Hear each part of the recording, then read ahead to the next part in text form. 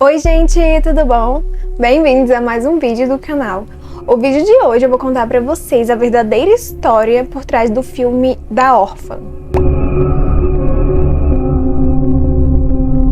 O filme Da Órfã foi baseado na história de uma mulher da Tchecoslováquia. O nome dela é Barbora Skrova, ela nasceu em 1975, como eu disse, na Tchecoslováquia, e ela nasceu com uma doença muito rara, uma doença glandular, chamada hipopituitarismo, que impede com que a pessoa envelheça e também que ela cresça, ou seja, que ela se desenvolva. Além dessa doença glandular, a Barbora ela também tinha muitos problemas psicológicos e problemas de agressividade. Então ela passou a maior parte da vida dela em um manicômio. Além disso, ela tinha uma condição mental que ela confundia as próprias identidades que ela mesma inventava. Então, tendo esse problema glandular de se desenvolver e ainda criando várias personalidades que ela mesma se confundia, a coisa ficou cada vez mais estranha. A Barbora, ela foi para a universidade e lá ela conheceu uma menina chamada Klara Mauerova e ela era da mesma idade que ela. E ela tinha uma irmã chamada Catherine Mauerova. Essas duas irmãs, a Klara e a Catherine, elas sempre foram meio esquisitas desde a infância. Elas sempre foram totalmente desajustadas e agressivas e também obcecadas pelo universo místico. Ambas acreditavam que elas eram pessoas especiais, designadas por Deus para uma missão importante, elas não sabiam qual. A Klara acabou casando e teve 2 filhos, só que o casamento não deu certo, porque, segundo o marido, ela era muito desajustada, ela era doente e ela era muito agressiva com ele. Então, depois que ela se separou do marido, ela foi morar com a irmã dela, Catherine, e aí ficou morando ela, a Catherine e os 2 filhos dela, que eram o André e o Jacob. Bom, elas começaram a se aproximar cada vez mais da Barbora na universidade, e ela convenceu as meninas a entrarem num tipo de culto chamado Movimento Graal, que afirmava que o homem poderia chegar no paraíso fazendo coisas boas na Terra, só que esse culto não era tão normal assim, não. Entre todas essas coisas, as diretrizes do grupo, eles apoiavam o incesto, antropofobia. Eles também apoiavam a escravidão, maus tratos infantis e promiscuidade, porque eles acreditavam que isso trazia a libertação. Bom, essa galera se considerava livre de todos os tabus. Bom, a Barbora acabou indo morar com as irmãs, Klara e a Catherine, na casa delas. E aí, ela não curtia muito as crianças, porque a Barbora ela tinha 2 personalidades. Uma hora ela se comportava como uma adulta e outra hora ela se comportava como uma criança. E às vezes até ela mesma se confundia.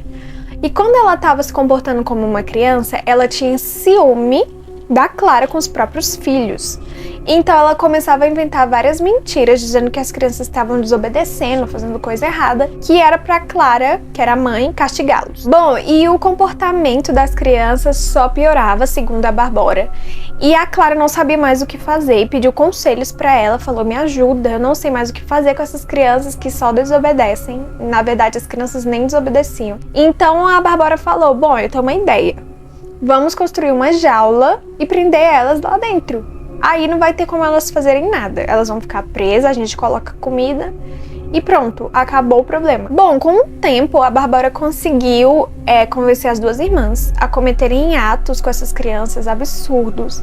Elas afogavam as crianças, elas deixavam elas com fome, elas torturavam, elas queimavam com cigarro e muitas outras coisas pesadas. E ela achava isso muito satisfatório, porque assim as crianças não estariam tomando o lugar dela de criança da casa. As crianças ficavam sem roupa o dia inteiro, não importava se estava frio ou se não estava frio.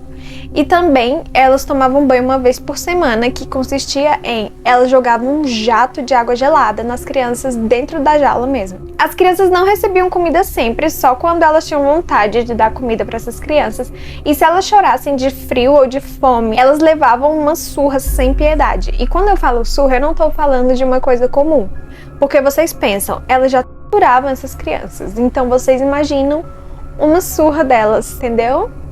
A Barbora, entediada com as crianças presas na jaula, ela estava sempre inventando mais coisas e mais coisas, só que a pior parte foi quando ela sugeriu para as irmãs que alimentassem as crianças abundantemente para elas ficarem gordinhas e elas pudessem se alimentar de parte dessas crianças aos poucos. Elas arrancavam um pedacinho do braço e se alimentavam na frente das crianças.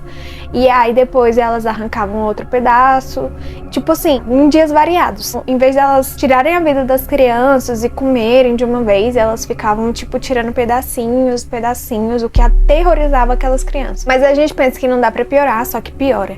A Catherine, ela gostava tanto de diversas que ela acabou comprando uma babá eletrônica que ficava filmando as crianças 24 horas por dia e, consequentemente, filmava todas as atrocidades que elas faziam, porque assim ela poderia assistir quantas vezes quisesse a sessão de tortura delas. Só que aí que acontece uma coisa incrível que parece totalmente impossível. Na casa do lado, a família também tinha crianças e eles tinham a mesma babá eletrônica.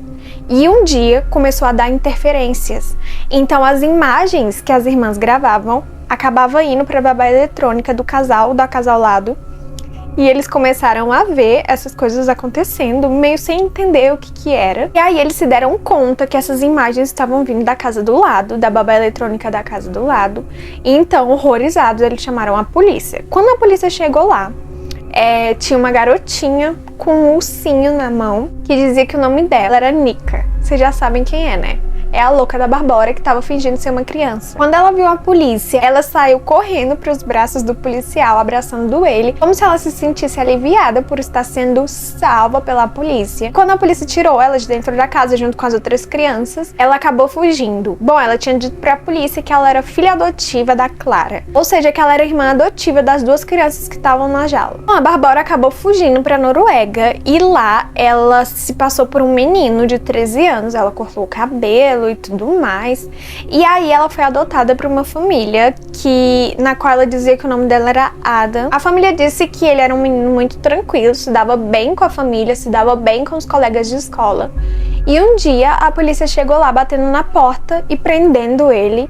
E a família ficou totalmente confusa, sem saber o que estava acontecendo, por que estavam tratando um menino órfão daquele jeito. E aí os policiais explicaram que na verdade não era um menino, que era uma mulher de 35 anos que estava foragida por ter torturado duas crianças junto com a mãe e a tia das crianças. Depois disso, ela foi extraditada para a República Tcheca, que era onde tudo tinha acontecido, e ela foi julgada junto com a Clara e a Catherine. A Clara declarou que ela não sabe como tudo chegou àquele ponto, que ela não tinha percebido quanto as coisas eram ruins e se sentia muito culpada. As duas disseram também que sofreram lavagem cerebral, que elas não eram daquele jeito e que foi tudo culpa da Barbora e que ela forçava elas a fazerem todas aquelas torturas. A Clara, ela tinha um agravante por ser a mãe, então ela foi condenada a 9 anos de prisão.